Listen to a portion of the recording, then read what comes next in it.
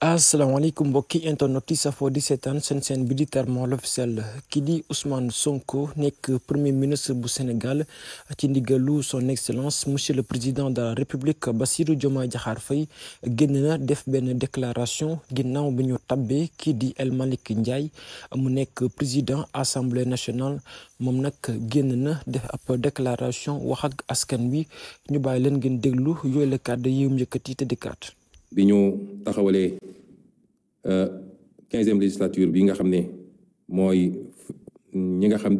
ne ñoo war a toogal askan bi fële ci assemblée nationale tey ñu taxawal bureau assemblée nationale fal président bi ak ay vice président am ak questeurs yi ak ñi nga xam ne mooy secrétaire élu njiitum réew mi président Bassirou Diomaye Faye dafa jël ndogal xaw a defaraat tuuti gouvernement bi ndax xam ngeen ni kenn ci ñi doon toog ci gouvernement boobu tey moom la ñu tabb moo war a jiite assemblée nationale ndogal boobu nag jël na ko te soppiwul limu ministre yi nga xam ne 20 ak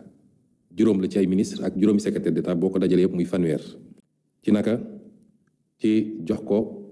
majorité bu am doole assemblée nationale bu mun a wéyal li nga xam ne mooy programme am. ginnaaw bi El Malick Ndiaye démissionné gouvernement bi nag dina am ku fi manqué waaye nag. kii di son excellence monsieur le président de la république Bassirou Diomaye Diakhar Faye changé wul benn yoon kii di premier ministre Ousmane Sonko dafa nag wéy di feddali kóoluteem gi mu am ci président Ousmane Sonko lu ñu déglu ay kàddoom. gannaaw gi it ñuy dellu di gërëm président de la république mi nga xam ne teel na kóoluteem ci ñun ngir ñu jiite gouvernement bi mun a appliquer wala doxal li nga xam ne mooy programme ñuy dalal xelu Sénégal yi ni gouvernement boobu nag. ci tànk yi mu taxee woon ci juróom-ñetti weer yi tey yàlla matal na mbir mi wala gën na ko yembal bi ñu joxee majorité assemblée nationale dina continuer li mu doon def tey da ciy gën a teg tànkam. lu jëm ci wàllum campagne agricole bi kii di Ousmane Sonko nekk premier ministre bu Sénégal wax na ci naka la ci gouvernement bi war a taxawee ak dayoo bi nga xamante ne bi daanaka jox nañ ko Ousmane Sonko la ñuy déglu ay kàddu. campagne agricole bi ñuy dugg mooy lépp loo xam ne lu nit jiwoon la. moo xam gerte la moo xam saalu darkase yi la moo xam produit maraîcher horticole yi la ñebbe geeg ceeb beeg ñoom seen ñu war a jublu nag ci ñooñu nga xam ne béykat yi war nañ koo jaay gouvernement bi dina jël matuwaay mat sëkk ba campagne agricole boobu dox ni mu war a doxee. jubal jubbanti la ñuy yàgg woote ba tax na kii di Ousmane Sonko mu ngi koy fàttali que ni dañ liggéey ba képp koo xamante ne si bi daanaka jëlul nga alalu réew mi dañ fexe ba nga delloo ko ci gafaga réew mi moom nag mu ngi wax que ni fàttewul benn yoon ñii di jeunesse bi parce que nekk na li nga xam moom mooy seen priorité bu baax a baax ci biir gouvernement te dinañ ci liggéey bu baax a baax ci assemblée bi pour naka la ñuy xoolee ci xëyi ndaw yi. gouvernement bi dina continuer liggéey ci jubbanti li nga xam ne mooy koom-koomu réew mi ndax yéen ñëpp dégg ngeen ñu ci fan yële ci gannaaw bi ñu càmbaree mbir yi xayma ko bu baax xoolaat ko li nga xam ne gis nañ ko ci koom-koomu réew mi rawatina ci boru réew mi waaye it ci li nga xam ne moom la tubaab di wax déficit mooy li manqué ci suñu doole pour ñu mën a mottali budget bi liggéey boobu nag gannaaw def nañu constat bi ba gis ni fañ ko nattoon weesu na foofu ci la gouvernement bi door jël ay matuwaay pour loolu yëpp ñu jubbanti ko liggéey boobu ñu gaaral Sénégal yëpp dinañ ko continuer te ci fan yi di ñëw dañ ci gën a waxtaan ak yéen ci ay mesures ak ay yéene yi nga xam ne wala ay ndogal yoo xam ne gouvernement bi fas na koo doxal ñu leen di wax it ni li nga xam ne lu ñu war a def la ci ay coppite ci li nga xam ne mooy doxalin réew mi rawatina ci wàllu loi ba nga xam ne li tubaab di wax productivité mooy li miñ mi di meññ ci liggéey soo dugalee alal ci liggéey li muy meññ ñu mën koo yokk bu baax a baax a baax ak li nga xam ne sumb nañ ko ci alalu réew mi ñu téye ko ci réew mi alalu réew mi ñu téye ko ci réew mi loolu di lu am solo moo xam bépp xeelu alal li nekk ci géej gi li nekk ci ressources naturelles yi pétrole phosphate zircon ak leneen moom liggéey bu am solo buñ ci sumb ñuy gaaral sénégalais nit nañ ko accélérer ba lépp loo xam ne moomeelu Sénégal la aqu Sénégal la ñu téye ko fii ci biir réew mi gannaaw gu ñu séddale ko ci ni mu gën a rafetee reddition des comptes mooy képp koo xam ne mës nañ laa dénk te yemoo fa nga war a yem ba jaxase poosu askan bi ak sa poos ñu fexe ba loo jëloon te moom moo ko jëlee ko ci biir réew mi li nga xam ne moo jëm ci décentralisation mooy ñu fexe ba gox yi ak gox-goxaan yi ñu doole leen ba nit ñi mën a moom seen bopp foofu bañ a ñoom ñëpp war a ñëw biir Ndakaaru continuer di liggéey li jëm ci ndaw ñi di waxaat di ko waxaat ni suñu priorité bi gën a rëy mooy ndaw ñi ndax ñooy li ëpp ci réew mi ñoo gën a soxla ku leen taxaw ñoo gën a soxla liggéey ñoom ñooy suñu priorité absolue waxat rawatina nag li jëm ci seen liggéey ñooy gaaral ni gouvernement bi ci programme yi ñuy déroulé à partir de maintenant te ak li ñuy jàll ci biir assemblée nationale loolu priorité absolue la ci doon. Ousmane Sonko ngi wéy di dalal xelu askanu Sénégal ci dinañ jël ay mesures yu am solo ci wàllum faj mi ak wàllum industrie yamul foofu rek ci wàllum éducation lépp loo xamante si bi daanaka soxal na réew mi dinañ si jël ay mesures yu am solo pour nu dund askan bi mën a ñoŋee. dalal xelu Sénégal yépp nag ni lépp lu jëm ci système sanitaire bi mooy paj mi njàng mi ci suuf ba ci kaw ak lépp lu jëm ci fexe ba tabax ay industrie yoo xam ne moom mooy li gën a am solo ci xolu programme économique bi loolu suñu yitte la. li nga xam ne nag mooy citoyenneté dafa am solo ci réew mu ne ndax balaa nga naan daam ne fa waa réew mi koy tabax moo tax bi ñu toogee léegi defe naa président de la république lancé na ay programme citoyenneté yu am solo te bi ci gën a fës mooy setal suñu réew te barki démb rek dalal na fii ci palais bi ay nit yoo xam ne ràññee nañ leen ci seen taxawaay ci anam bu demee noonu. ñi nga xam ne it ay groupe vulnérable lañu ñi nga xam ne yàlla daf leen nattu laago wala yu mel noonu priorité la ci réew mi priorité la ci programme président Bassirou Diomaye Faye priorité la ci gouvernement bi ma jiite te dina am lu bëri luñ ciy liggéey ba wàññi seen coono waaye may leen ba ñu mën a considérer seen bopp sénégalais comme sénégalais yëpp. secteur privé bi tamit dañoo yàgg a wax ni ñun patriotisme économique la ñu wax mooy secteur privé bu amul doole ci réew moom mënul am koom-koom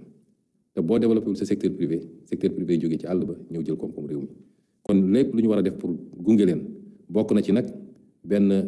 loi boo xam ne day jëm ci li ñuy wax patriotisme économique mooy naka la ñuy def ba aar koom-koomu réew mi ba mu gën a jëriñ doomu réew mi loolu bokk na ci gis-gis yi. kon mbokk yi mënoon nañu gën a guddal mais am na loo xam ne dañ ko tënk fan yi ci waxtaan bu yaatu bu ñuy am ak askan wi waaye li gënoon a am solo ci ndaje bi mooy ñu wax leen coppite yu ndaw yi nga xam ne am na ci gouvernement bi te mënu loon ñàkk.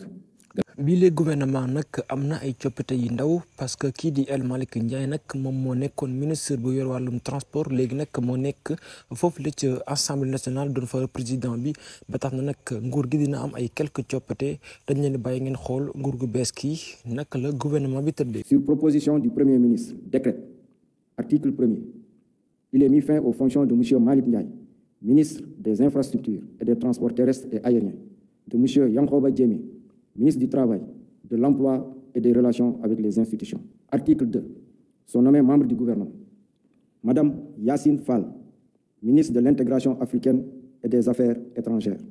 Général Biram Diop, ministre des Forces armées. Monsieur Ousmane Diagne, ministre de la Justice, garde des Sceaux. Général Jean-Baptiste Tine, ministre de l'Intérieur et de la Sécurité publique. Monsieur Biram Souley Diop, ministre de l'Énergie, du Pétrole et des Mines. Monsieur Abdourahmane Sarr, ministre de l'Économie, du Plan et de la Coopération. Monsieur Cheikh Diba, ministre des Finances et du Budget. Monsieur Yankoba Diémé, ministre des Infrastructures et des Transports terrestres et aériens. Monsieur Daouda Ngom, ministre de l'Environnement et de la Transition écologique. Monsieur Amadou Moustapha Ndiek Saré, ministre de la Formation professionnelle et technique, porte-parole du gouvernement. Monsieur Cheikh Tidiane Dièye, ministre de l'Hydraulique et de l'Assainissement. Monsieur Alioune Sall, ministre de la Communication, des Télécommunications et du Numérique. Monsieur El Hadj Abdourahmane Diouf, ministre de l'Enseignement supérieur, de la Recherche et de l'Innovation. Monsieur Serigne Gueye Diop, ministre de l'Industrie et du Commerce. Madame Fatou Diouf, ministre des Pêches et des Infrastructures maritimes et portuaires. Madame Maïmouna Dièye, ministre de la Famille et des Solidarités. Monsieur Abbas Fall, ministre du Travail, de l'Emploi et des Relations avec les institutions. Monsieur Balla Moussa Fofana, ministre de l'Urbanisme, des Collectivités territoriales et de l'Aménagement des territoires. Monsieur Moustapha Mamba Guirassi, ministre de l'Éducation nationale. Monsieur Ibrahim Sy, ministre de la Santé et de l'Action sociale. Monsieur Olivier Boukal, ministre de la Fonction publique et de la Réforme du secteur public. Madame Khady Diène Gaye, ministre de la Jeunesse, des Sports et de la Culture. Monsieur Mabouba Diagne, ministre de l'Agriculture, de la Souveraineté alimentaire et de l'Élevage. Monsieur Alioune John, ministre de la Microfinance et de l'Économie sociale et solidaire. Monsieur Mountaga Diao, ministre du Tourisme et de l'Artisanat. Monsieur Amadou Chérif Diouf, secrétaire d'État auprès du ministre de l'Intégration africaine et des Affaires étrangères chargé des Sénégalais de l'extérieur. Monsieur Ibrahima Thiam, secrétaire d'État auprès du ministre de l'Industrie et du Commerce chargé du développement des petites et moyennes industries. Monsieur Mohamed Talandaou, secrétaire d'État auprès du ministre de l'Urbanisme, des collectivités territoriales et de l'aménagement des territoires chargé de l'urbanisme et du logement. Monsieur Alpha Ba, secrétaire d'État auprès du ministre de l'Agriculture, de la Souveraineté alimentaire et de l'élevage chargé des coopératives et de l'encadrement paysan. Monsieur Bakary Sarr, secrétaire d'État auprès du ministre de la Jeunesse, des Sports et de la Culture, chargé de la culture, des industries créatives et du patrimoine historique. Article 3. Le présent décret sera publié au journal officiel de la République du Sénégal. Fait à Dakar, le 2 décembre 2024, par le président de la République, Bassirou Diomaye Diakhar Faye,